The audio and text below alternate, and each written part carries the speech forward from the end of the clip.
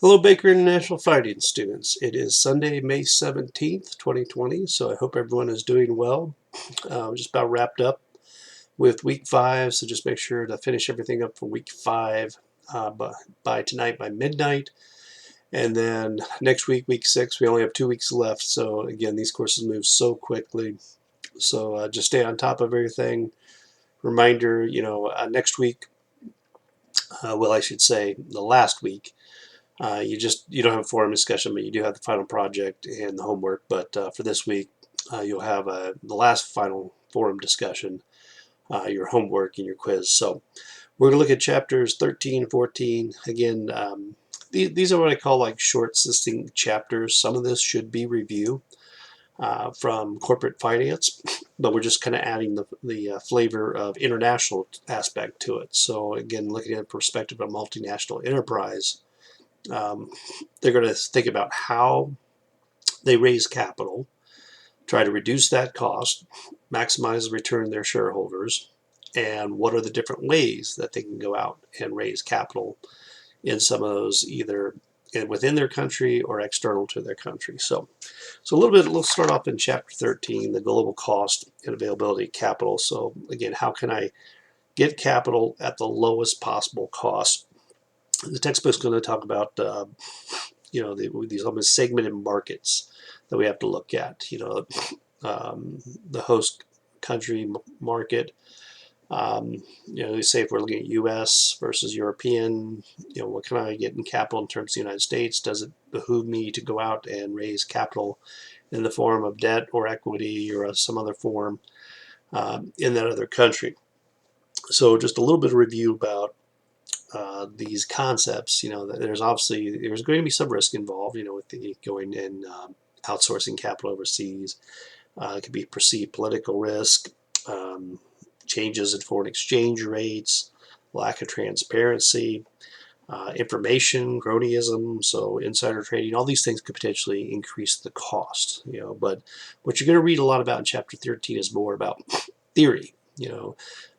Should outsourcing capital in another nation actually reduce your costs, or would it increase the cost? So that's, and the people that write these finance journal articles, that's what they do. They go out and they try to look at the research question, they look at the evidence, and they say, based on this, we believe that it either goes up or it goes down. But you'll see in the readings this week that it's mixed opinions. It kind of depends. So a little bit of a review here about weighted average cost of capital.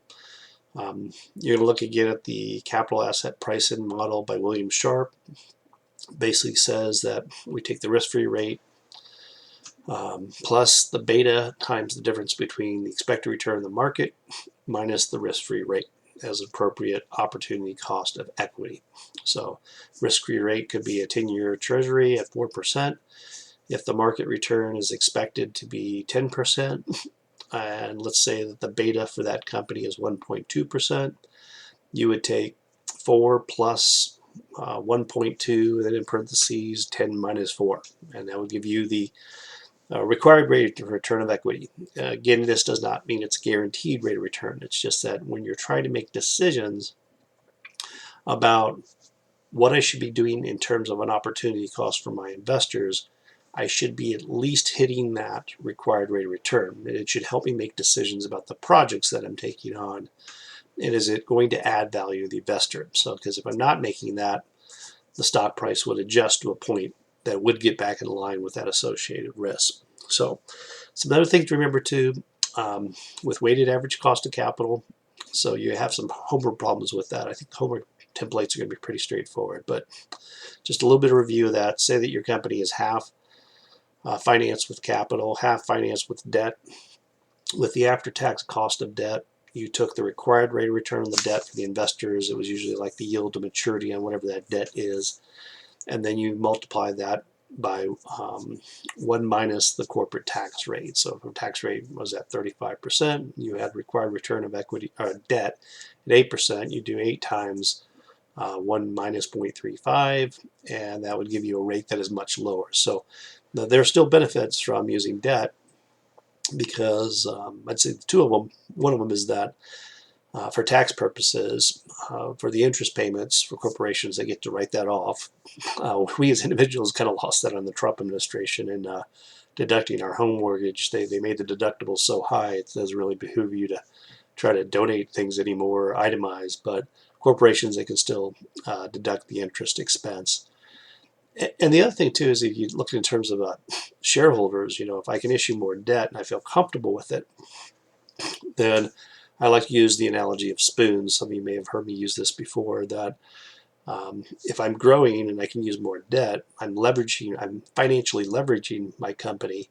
So any returns that I get are going to go back to those existing spoons, the shareholders. So if there's a lot more soup and we keep the 100 spoons the same, then they're going to enjoy a lot more soup. Okay, so but the other trade-off that is you're leveraging yourself if things go bad. That means that, oh, now I still got to make this debt obligation every month, and what happens if I don't have enough cash flow? So, but again, with all this, we're assuming that markets are efficient, and that we're going to be reading a lot about the theory this week. So you're going to read about the international portfolio theory and diversification.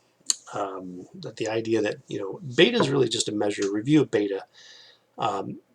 It's looking at your company's returns relative to the stock market.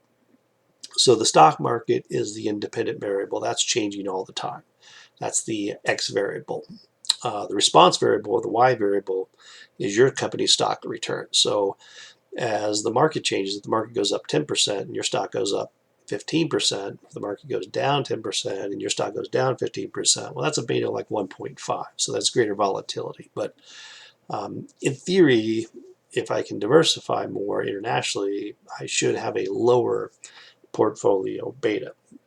But as we mentioned, there are still those things associated with FX risk. Okay, so what the textbook in chapter 13, to wrap this up, is going to look a lot more at the what does the international CAPM model look like, and the weighted average cost of capital. So you're going to go through some situations there, some scenarios. They gave some examples in the textbook, but and just remember, like a basis point. I want you to remember this concept that a basis point is just 1/100th of a 1%. So if you go from 7% weighted average cost of capital to 7.25%, that's 25 basis points. All right, last chapter 14, wrap up for this week, is funding the multinational firm, the use of investment bankers, the ultimate financial structure. Again, we're trying to lower that overall cost of capital, because at some point, if you keep on taking more debt, the market's going to recognize that, and then they're going to increase their required return as you issue more debt, because there's more risk. So that kind of goes back to Monelli and Miller. A lot of that theory in corporate finance talks about what is that right combination to get that sweet spot weighted average cost of capital. But some of the factors: the optimal financial structure, availability of capital, diversification of cash flows, FX risk, cost of debt, and expectation of the international portfolio investors. So now, with raising equity globally, there's both passive and active investors, but the textbook mentions three main ways: the initial public offering, the Euro equity issue, a directed public or private placement. So all these have different costs associated with it. A lot of firms, that they sometimes, if they can find a partner, that investor, it's much easier to do with a private placement. Like insurance companies will do this domestically in the United States. They take on all your car insurance, life insurance, home insurance premiums. They go out and invest it. And if they can work directly with someone that's willing to issue debt, say Amazon, instead of having to go to the markets, they can just go directly to maybe State Farm Insurance and say, hey, we want to do this deal with you. And both firms benefit, because Amazon saves a lot of what we call the flotation cost of doing the IPOs, the offerings. IPOs can be both debt and equity, or what we call stock. So it can save money. But there's risk with it too, as in any type of transaction. But you're going to read about depository receipts, these chapters, the ADR program structures. They go from pink sheets to listed on U.S. Stock Exchange, the sale of newly issued shares, You look at depository receipts market, global registered shares, and again, kind of a review of the private placements is going to talk about that in that chapter to reduce the cost. And then finally, they're going to wrap it up with raising the debt. Again, sometimes raising the debt can be beneficial. You'll read more about that in later chapters because of it helps reduce tax liability for my company.